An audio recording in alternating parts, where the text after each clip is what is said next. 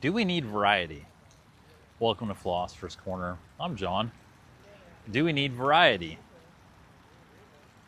So we live in a relative universe, which means that a position of one thing is only really true compared to the position of another thing. Relative, right? And then all of the other calculations that we have in our material universe, being a thing in the time-space grid, is calculated in relation to other things. Be that our actual position, our size, our speed, any sort of physical third dimension metric is relative to other things. It's even concepts relative to other concepts. So do we need variety? I think on the face of it, it's clear that we do. We need variety. I think variety is what creates the relativity.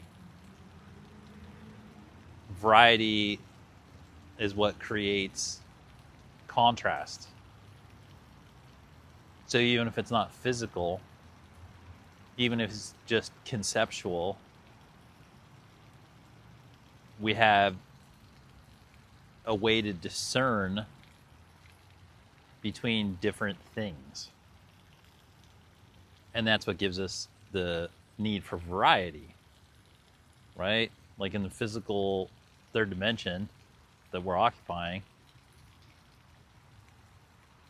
in order to be able to have different things, there necessarily must be variety. That's actually what gives us the appearance of the reality that we're in. Or that I can look at myself and say, I'm a human being, and then I can look at a bird over there and go, oh, that's a duck. And that's just on the physical realm. By being able to see things outside of ourselves that aren't us and that are different than us and that provide us variety, we can get a better sense of who we are. It helps define us. And then it also allows us to gain information from the broader reality. And really, science is the art, well, they call science is art, they'd love that. Science is the methodology of identifying, labeling, categorizing variety.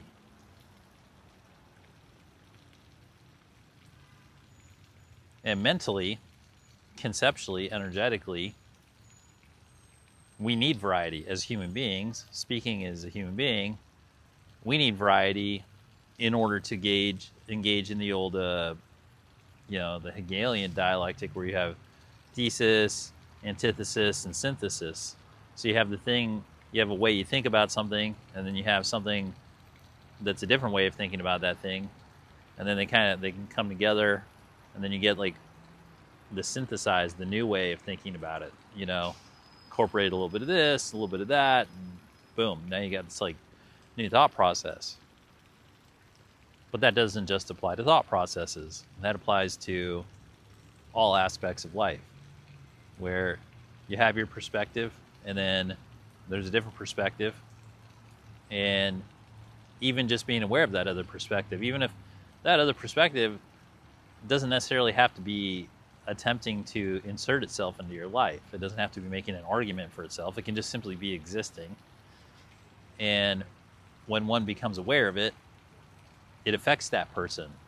Becoming aware of the other thing makes the person who's aware of it, it changes them.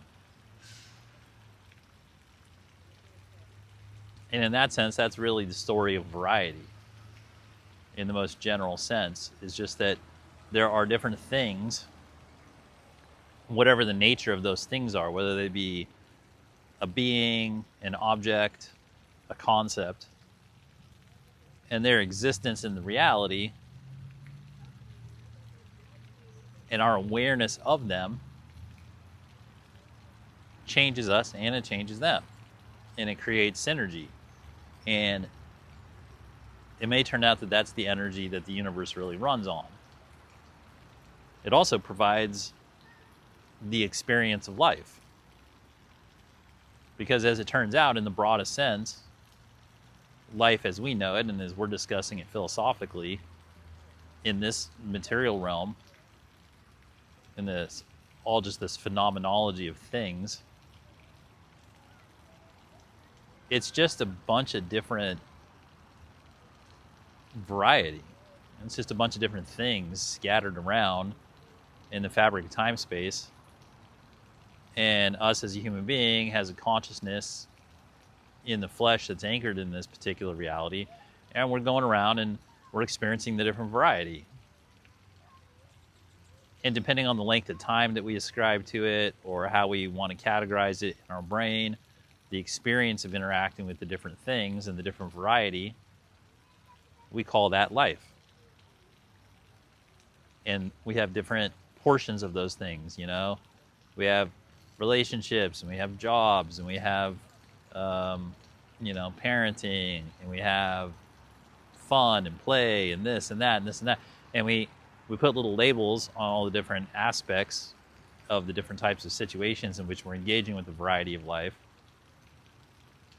But that's really all we're doing. It's just the variety of the experience of life, which the consensus is that this life is infinite and it has infinite things in it, which means that the variety is also infinite, which should provide a sense of relief. Because when we know that time is eternal and that the things in it are infinite, the first thing that one might have happen to them when they come upon this intellectual realization is they may get overwhelmingly depressed because it's like, well, oh my gosh, there could be a reaction. This is going to be like boring, like overwhelmingly boring, right? Or just overwhelming in general.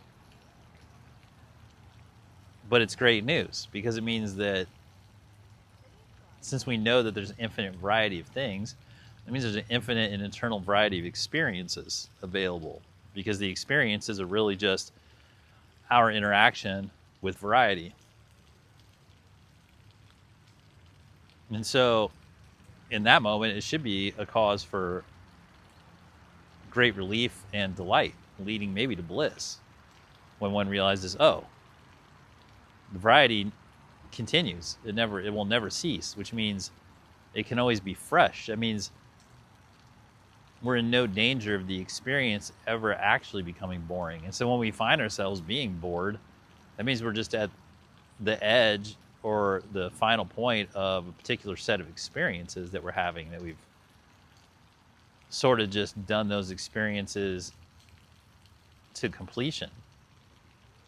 But at no point should we ever falsely believe that that's the end of experiences or the end of variety, because now that we know intellectually that there's infinite things and time's eternal, that means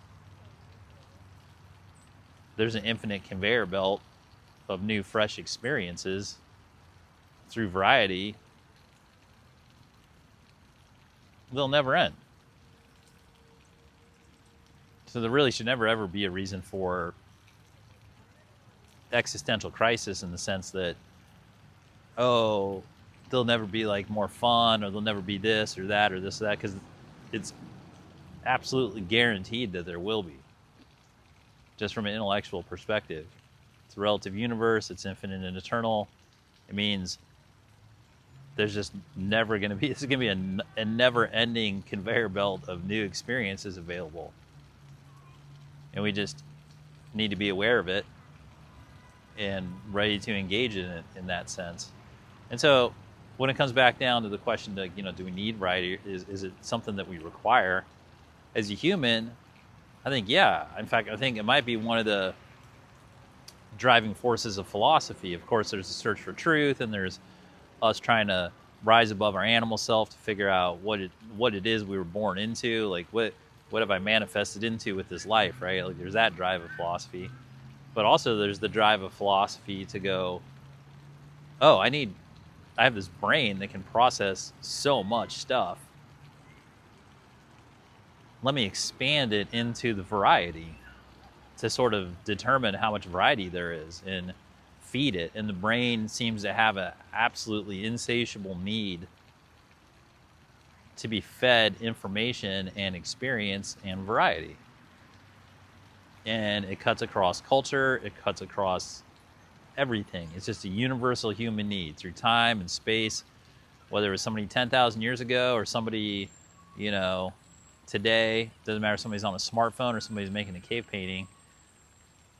People have had an insatiable need for variety to put through their person. Always seeking it out. It always drives growth. It always drives adventure. It always drives exploration. It always drives evolution. The need to process the variety and the need for new things, the need for fresh experiences. And it seems upon relevant analysis that the universe, aka creation, is perfectly set up for the human's insatiable appetite for variety, which to me, that's good news. So yeah, variety, do we need it? Yeah, I think so. I think we do. Well, thanks for spending some time here with me at Philosopher's Corner. I hope you found it helpful, and as always, have fun.